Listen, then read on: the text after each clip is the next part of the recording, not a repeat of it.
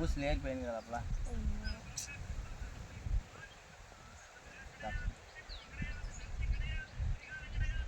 பருப்பு சாதம் இருந்தாலும் ஊசில் ஏறிపోయింది நைட் சாப்பாடு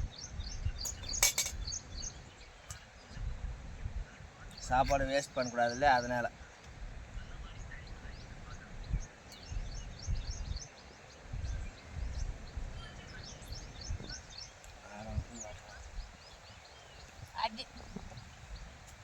ஊரில் வந்துக்குதுல்ல அது மாதிரியா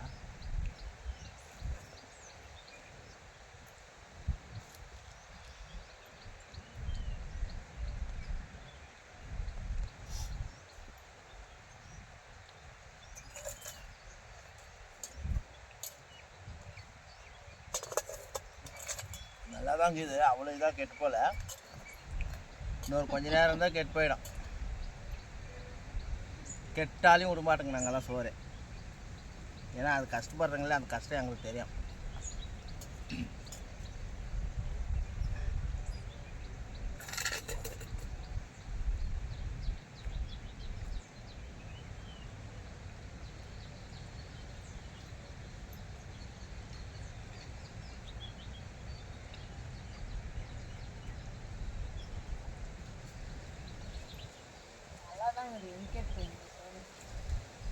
வாசனை வருது இல்லையா உனக்கு வராது அது இவ்வளோ நேரம் குப்புன்னு மூடி வச்சிருந்துட்டு தான் அந்த மாதிரி வாசனை வரும்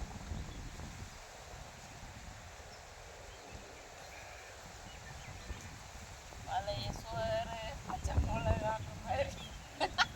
பச்சை மிளகா போடுங்க பச்சை மிளகாவெல்லாம் போடல ஆத்தூர் போட்டு திருப்பதியில் எப்படி தர்றாங்க கொல்லான்னு பருப்பு சாதம் எப்பவுமே வந்து சூடாக சாப்பிட்டா அப்போ அந்த சாப்பிட இதாகும் 3 நாள் கழிச்சு அந்த போட்ட உடனே பிடிக்கும் ராத்திரி பண்ண சாப்பாடு இது கெட்டியெல்லாம் இருக்குமா கெட்டியாக இருந்தால் என்ன பண்ணுது கொலகொலாக இருந்தால் என்ன பண்ணுது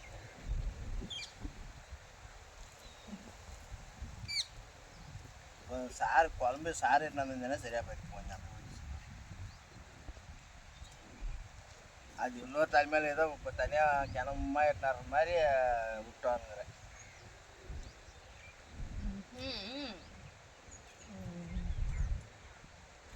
சாரும் சோறும் தனித்தனியாக தின்னாயும் சாம்பார் சாதம் தான் ஒன்றா போட்டு பிசுக்கி எது பண்ணாலும் சாம்பார் சாதம் தானே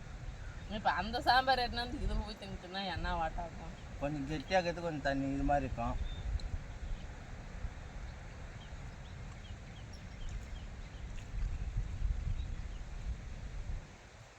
இதுக்கே ஸ்கூலுக்கு சாப்பாடு எடுக்கணும் கோசம் தான் நான் சாப்பாடு செஞ்சுக்கலான்னு செஞ்சுன்னு மாட்டேன்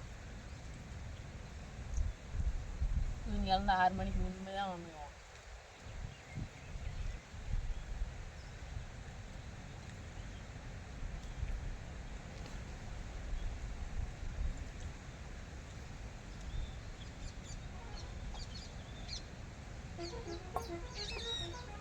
காரமெல்லாம் கரெக்டாக தான் இருக்குது சூடாக சாப்பிட்டா காரமாக தான் செய்கிறேன்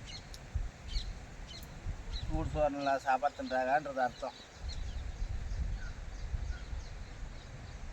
நைட்டு காரமாக தான் இருந்துச்சு சூடாக இருந்ததுக்கு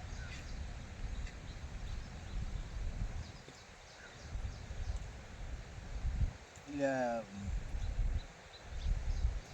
இது பாயாசம் தின்னுக்கு அந்த மாதிரி தெரியுமா பாயாசம் சாப்பிட்டு சோறு காரம் சாப்பிட்டாலே செம்ம காரம் வந்து ஆனால் அந்த தம்பி கரெக்டாக சாப்பிட்டான் மணி ஃபஸ்ட்டு சோறு சாப்பிட்டு லாஸ்ட்டாக தான் பாயசம் சாப்பிட்டான் ஃபஸ்ட்டு பாயாசத்தை தின்னு இனிப்பு தின்னுட்டு காரம் சாப்பிட்டாலே அளவுக்கு மாரி காரம் தெரியும்